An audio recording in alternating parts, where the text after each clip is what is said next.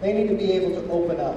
Or someone, go to the outpatient here, why couldn't you go to a local doctor here to be cared for that you want to? Why do you have to get in a bus and go down to Colville?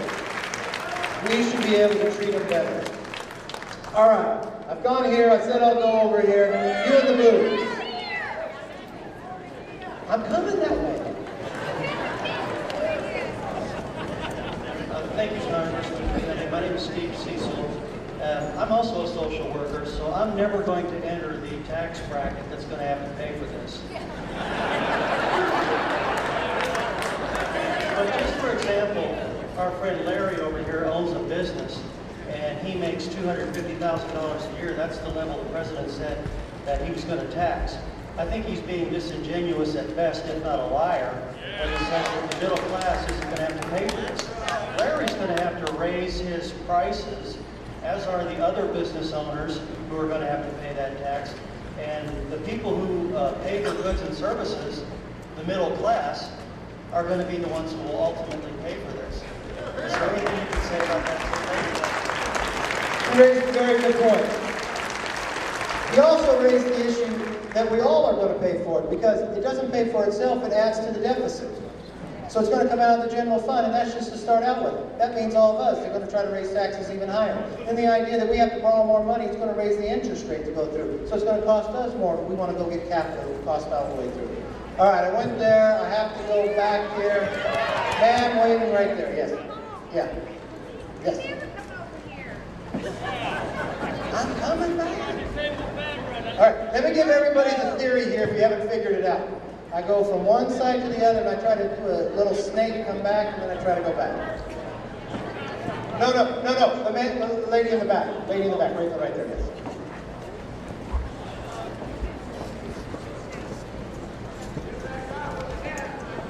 Yes, my question is, we've touched on this topic of SARS, and my question is, why are our representatives not putting a stop to him keep putting in these SARs? Good question.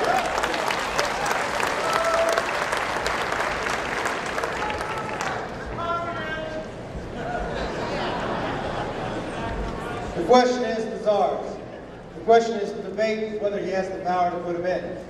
I believe he does not. They don't even give the jury. If you try to find out, which a number of us are trying to do, and you'll see legislation come back when we go forward about the idea that him not being allowed to. You have to have a checks and balance if he's going to be able to appoint someone.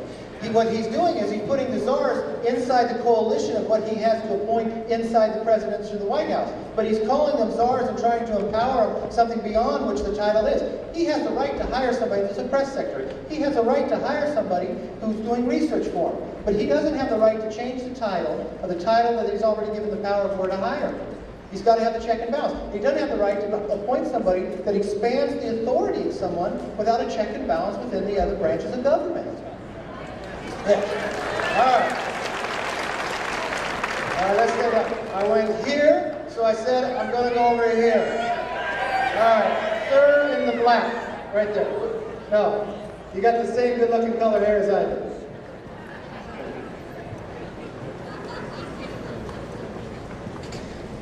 No. Right down low. Right, go straight across. Yes. I apologize. Yeah, right there.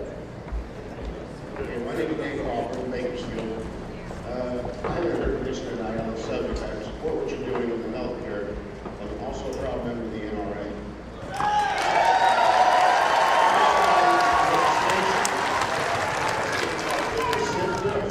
About an international treaty where they would have access to all records in the United States. Are you familiar with that? Someone saw it. I missed the very beginning of you. Okay, I understand that the administration is looking at an international treaty. I think it's going to SIFTA or something, but with other organizations would be allowed to look at firearms, license owners, and whatnot, the citizens of the United States. Is this referring to on the tax code that if you bought or sold a gun? Yes. Okay. There is currently not a bill like that. There was a bill a number of years ago by Harry Reid that would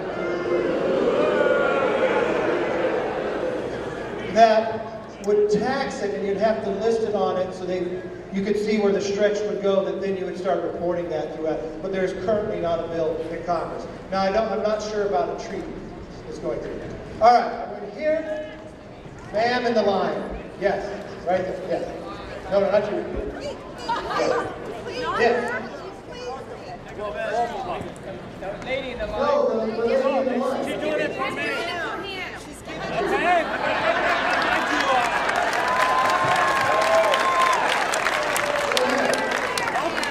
I want to give you a lot of credit. My name is Sergeant Jesus Revilla, United States Army retired.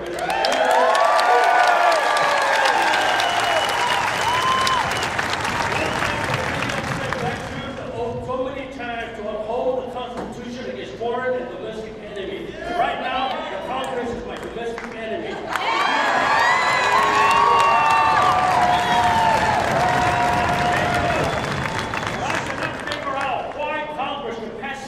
According to the Constitution, to pass an amendment, it takes a process.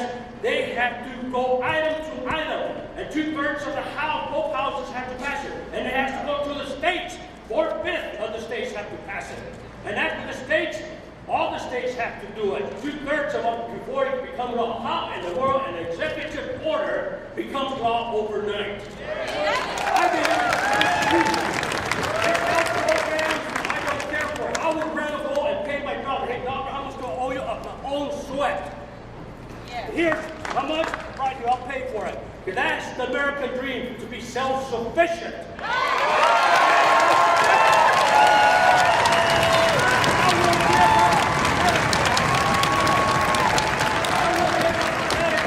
now, so I can pay my own doctor like back in the 50s. Anybody old enough remember? They go pay. My dad paid $25 to give me birth in the ranch house in Texas. You know, I am upset. I served so many years and I saw so much corruption in every American embassy. I know some stuff that will make these people turn their head down. And I'm ashamed that you're destroying the Constitution of the United States of America. The most wonderful piece of paper that ever was created in God's image.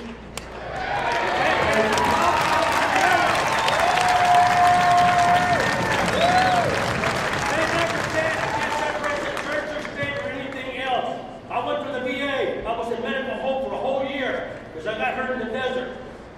Okay? I will tell you how I was treated. There was a lot of treated soldiers who were treated bad. I went and fought and fought. I had Seattle Times call me twice to tell them after the Walter Reed what was going on. Oh yes, the government's so sweet and they're going to really take care of us. BS, people. BS. Okay? I'm a soldier. They give me 20%. Get the hell out of here. We don't want you no more. Okay? I was used and abused, and I still have problems. I'm a paralyzed veteran of America. I belong to them. I got a spinal cord injury. I got a lot of problems. I got an agent warrant. I got neuropathy.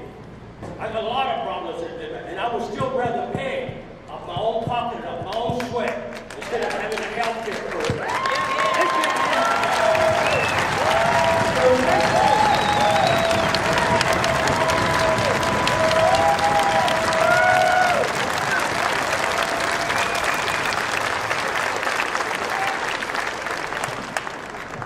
First, thank you for your service. Second, I'll make just one promise to you. Sir, let's be respectful. Before we vote on any health care bill, I'll always remember exactly what you just said. Before we do something else.